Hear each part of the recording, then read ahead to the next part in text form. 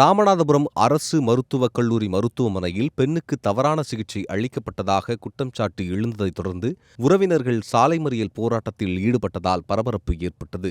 ராமநாதபுரம் அருகே பால்கரை பகுதியைச் சேர்ந்த பெண் ஒருவர் சைனஸ் பிரச்சினை காரணமாக ஒரு வாரத்திற்கு முன் மருத்துவமனையில் அனுமதிக்கப்பட்டிருந்தார். அவருக்கு தவறான சிகிச்சை அளிக்கப்பட்டதாக கூறப்படும் நிலையில் தற்போது தீவிர சிகிச்சை பிரிவில் சிகிச்சை பெற்று வருகிறார்.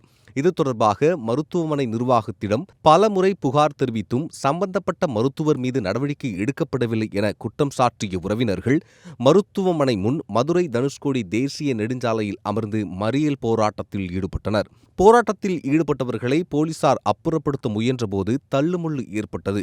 சிலரை போலீசார் இழுத்துச் சென்று காவல் வாகனத்தில் ஏற்றியதால் அப்பகுதியில் பரபரப்பு நிலவியது.